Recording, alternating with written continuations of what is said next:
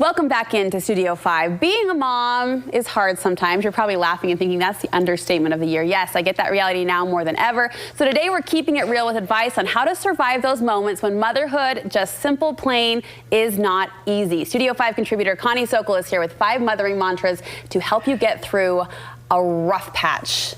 How many rough patches are allowed in a day? Is one of them, leave me alone, I'm under my covers. Yes. Exactly. You say words really can, though, inspire and lift us up. You're an author, you're a writer, you have an appreciation for how words can motivate. Words are so powerful, and there are so many statistics on the power of words and how they affect us physiologically and our self-esteem, how we view ourselves and others. A friend of mine, she went to a science fair, and she said the experiment next to her child's was 2 slides. They had done water droplets, and on one slide they talked to it negatively, and on the other one they talked to it positively. Then they put it in the freezer, and then they let it sit and freeze for a while, and then they took them out, and you would not believe. Water droplets on the negative, that's all that was there. Crystals, gorgeous crystals on the one that you talked to positively. Kidding. True there are so story. Many variations of those rice experiments. Thing, yeah. I think they're fascinating. It's so true, and so not just the words we say to others, but the words we're saying to ourselves. So sometimes these mantras are really helpful for us. It helps us to get through a rough patch for ourselves, so we can kind of keep that center. Now that said, I understand we're not going to walk into the Sokol home and find vinyl lettering of cheesy phrases all over your walls. No. You're not a huge fan of the cheesy. I am not a huge fan of cheese, but you will find, which is too funny, we did do a family night where we wrote out words, just joy and happiness and gentleness, and we just put them on strips and put them around the house, and we still have them up, and I will look at them at inconvenient times that will remind me to do those things. But the cheesy, let go of the cheesy. Like that one, whatever that one.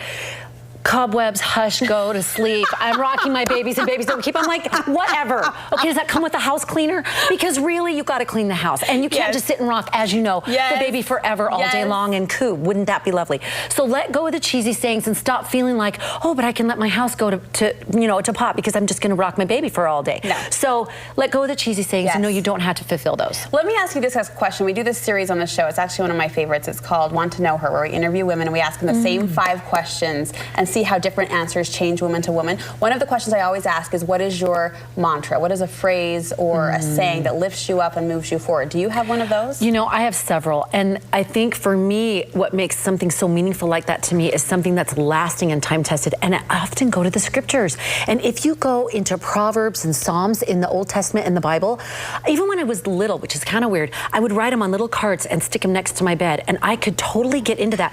They just resonate. An old soul at a young age. Well, I don't know. He takes pity on the inept.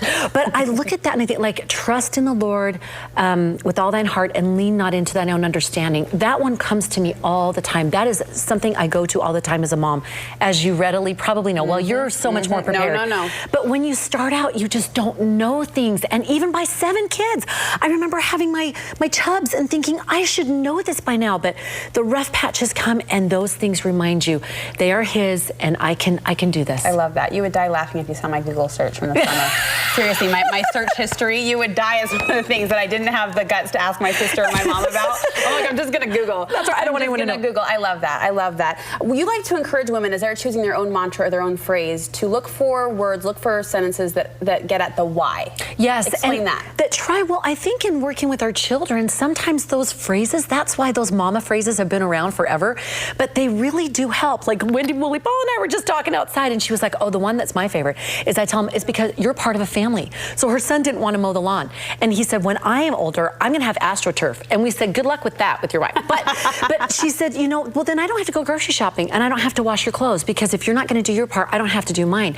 And so whenever you can say something like that, another one we use is for, especially with social media and even just with what they're doing as teenagers, ours is trust but verify. Because they'll say, well, don't you trust me? And I say, well, of course I trust you. Of course we trust you. That's a good one. But our job as a parent is to verify. And so that mantra is very clear to them. We trust but verify. It doesn't take anything away. I love that. And it's easy to get caught up in the surface sayings, right? We kind of touched on that. But you say the more meaningful the words, the more power and grit and depth behind those phrases, the better. Yes, I have some that I put next to my bedside just to remind me, and they're not like really amazing, but they're just ones that are personally important to me.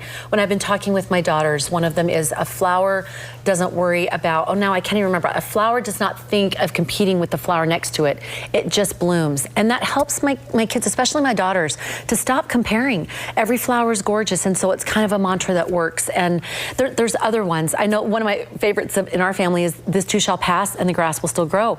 And my daughter a couple of weeks ago said, well, that means calories are in the past. And I was like, yes, finally, a very functional comment from my children that is useful. The grass still grows. Yeah. And so do the hips. Right, So, exactly. Well, you mentioned sharing these mothering mantras, if you will, with your family, with your children. Do you think these personal mothering mantras can also double as family mottos? Absolutely. In fact, we have one that's kind of part of our mission, a family mission statement, and it's work hard, play hard, pray hard.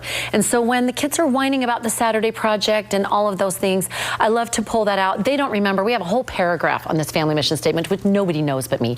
But that one, they remember that, oh yeah, that's right. We work hard, we play hard, we pray hard, we whine hard. I don't know, that might need to be an addition. But it's so important, because if you can say something quick like that, everybody gets it, and it saves them lecture 432. Yeah. You just move on, and this is what we do. This is one aspect, too, of social media that I actually love. I don't get sick of seeing the quotes and seeing the more and the pretty reflections. pictures. Yeah, there's something about seeing those words in a pretty artful way that is inspiring and is motivating when we hit these little rough patches. Yes, absolutely. And it does get us through those. It does make us feel like, okay, I can get back in the ring. It's good. I can do this. Thank you for sharing a few of yours. We can get more inspiration from you on your social media feeds, yes, but also through a new online radio show. This is so exciting. This has been amazing. It's called The Living Room. It's 7 women, different ages and stages of life. We came together, amazing way, and 30-minute episodes. We talk about all things life, learning, love. It's incredible. The first month we had 10,000 downloads. The second month, 20,000 downloads. It's been amazing. Congratulations. So it's upbeat, it's joyful, and it's still, we hit the hard things. There's laughter, there's tears. Go to fromthelivingroom.com, or you can go to ConnieSokol.com, whichever one's easiest, but it's on iTunes. It's free. Download them. Feel happy. Well, I love the name, first of all, The Living Room. I love you and many of the other women involved, so I can't wait to listen in. Congratulations on that project. We will be right back, everybody.